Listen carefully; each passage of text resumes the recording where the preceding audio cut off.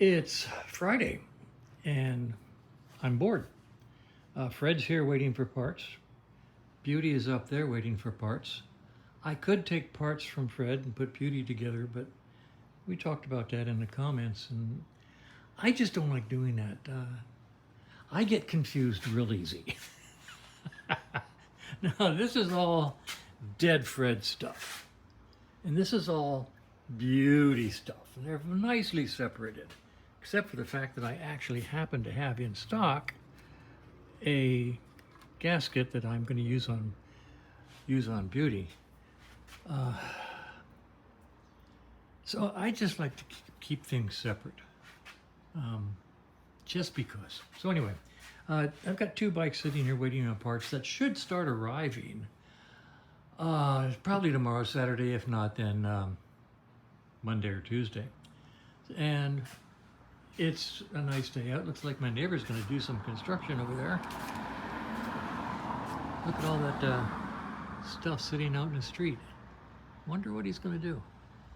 People are always working on these houses. This is an old neighborhood. It dates back to the early 1950s, and I love it. Oh, so many different houses, little bitty ones like mine to great big McMansions up 2 or 3 blocks. You can barely see them sticking up over there.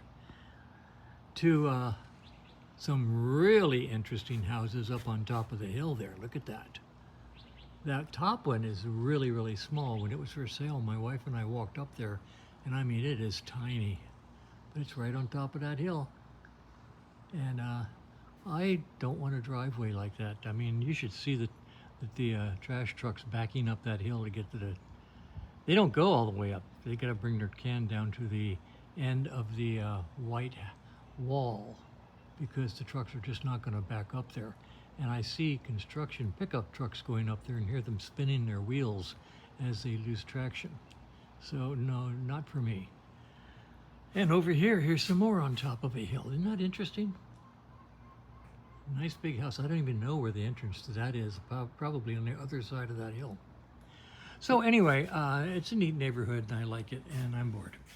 So what I thought I'd do is just take a couple of minutes and talk about two things. One is how to convert the oil passages on a Norton head to eliminate the crossover pipe between the right and left side rocker shafts. We'll talk about that in a second. And another is a comment about putting the sprocket on the bike with the rounded side of the nut facing in rather than out. And I'm going to set the camera up and we'll talk about those two things. That's kind of interesting. So let me get set up and we'll talk. All right, I put the microphone on, so audio might be a little bit better. Let's talk about this. See if I can get in here without getting my hands in the way. Maybe I can move this farther over here, come from the side. I'll try to not block the view. It'd be a whole lot easier if I had a cameraman, wouldn't it? So anyway, the commenter said that this is dished and this nut is rounded on one side, ergo ipso facto. The rounded part should go in towards the dished sprocket. And I thought, gosh, I've been doing this for years and years and years. I've never once thought about that.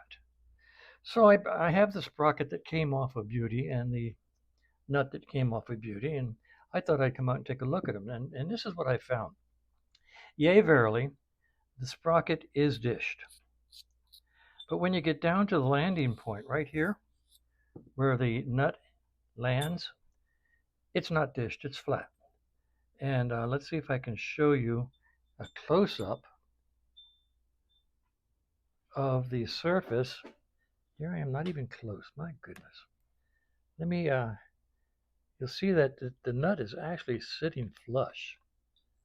Okay, there's no gap there. So now on the other hand, if I turn it over, right about there, take a close look, and you can see that there is a gap. So I'm not sure about this one. I have never even thought to put it down face down, And I'm not going to buy into it. I'm going to buy. I'm going to go continue putting that flat face in with the locking tab, and that's just what I'm going to do.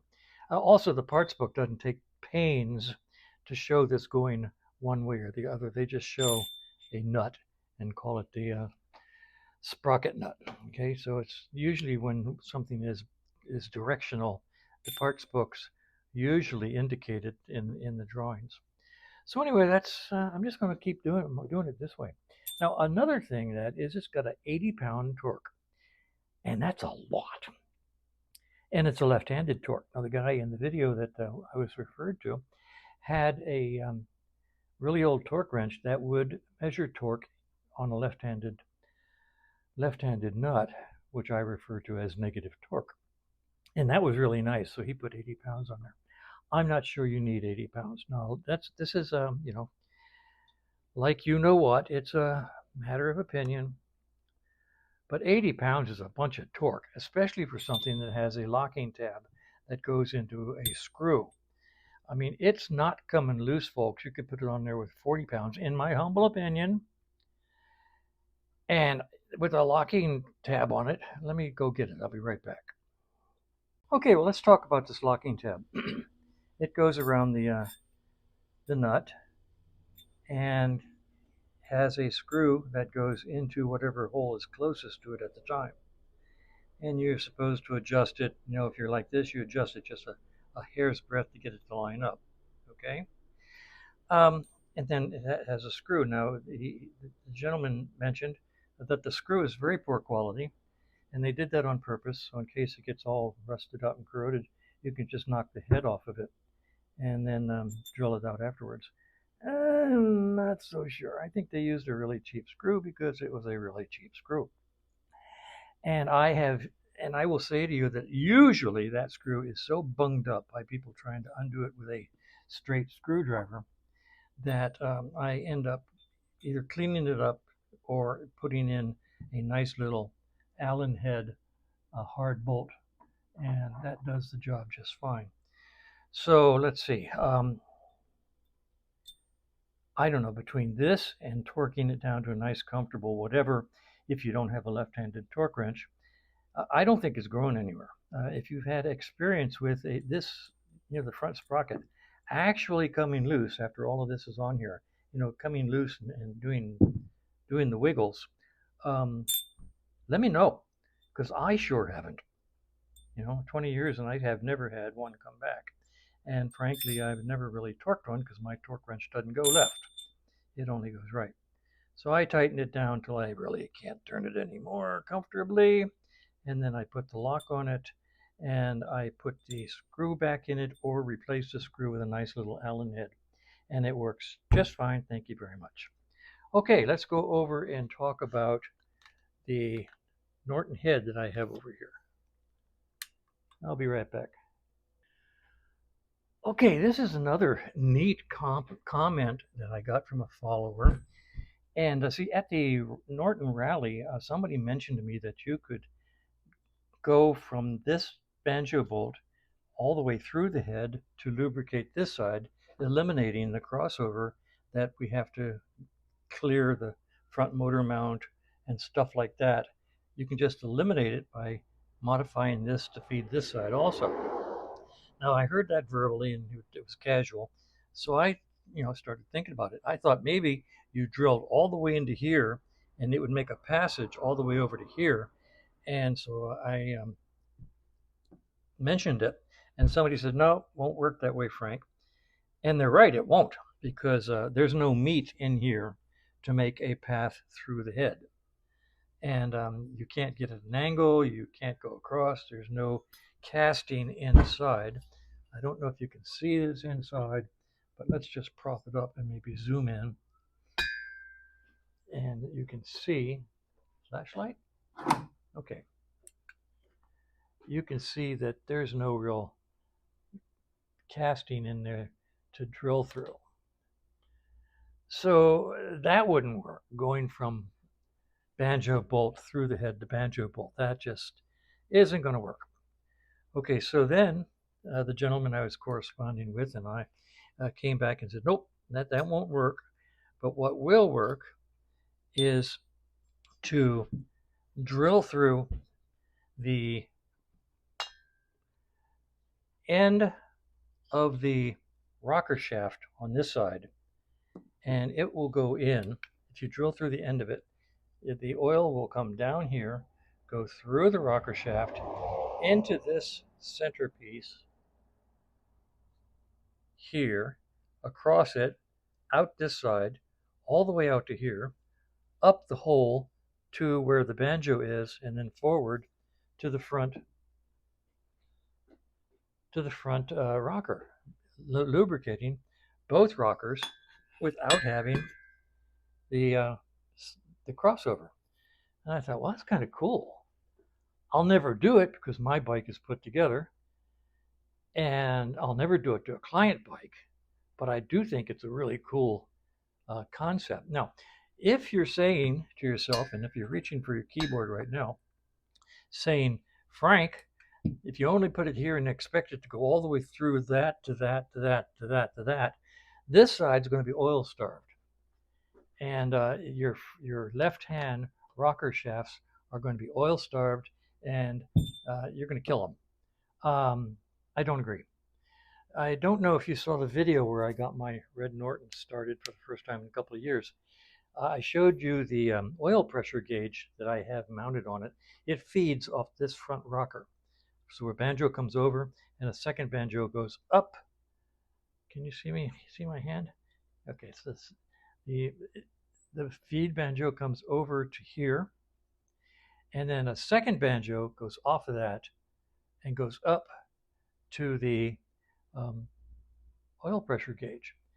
And out of here to my gauge, I was getting 40 pounds of oil pressure. That's a lot of oil pressure. It's plenty. They say this is a low oil pressure engine. I don't think so, Tim. That's a lot of weight, a lot of pounds, libs.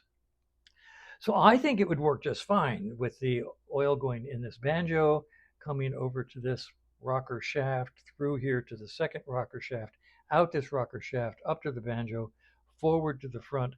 Both of these get plenty of lubrication. Interesting modification. I'm not going to do it to my bike. I'm not going to do it to any client bikes, but it is an interesting situation. And you can see how the rocker shaft would fit across here and go right into there, and that would be quite a tight fit, so I don't see any oil leakage. So interesting. Good way, or an interesting way to eliminate that external crossover tube that causes us fun trying to fit it. And no, I don't think it's going to oil starve this side. Now, once again, not for my bike, not for a client bike, but if anybody wants to think about it, it might clean it up a little bit. So, and then you just put a blind banjo bolt here. That's about all I really want to talk about. Interesting concept. The hardest part, as both the commenter and I agree, is drilling through the end of the rocker shaft. They are closed, and you'd have to be able to drill all the way through the rocker shaft to open it up so that it can go across.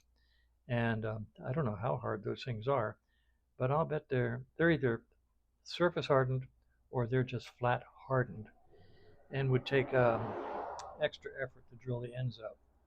Anyway, that's for what it's worth. And by the way, the oil supply to this top is on the pressure side of the oil pump. So you're not going to hurt for pressure. There's plenty of pressure up there. Triumph's is on the return side, and that is low pressure on the return on Triumph's. But on Norton, it's high pressure.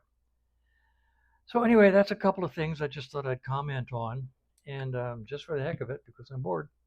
So I'll probably post this a little while later. Kevin's supposed to be back maybe tomorrow. Won't that be neat? Get him back in the saddle. And that's about it, guys. Just sitting around here with nothing to do, and I'm bored. Okay, later.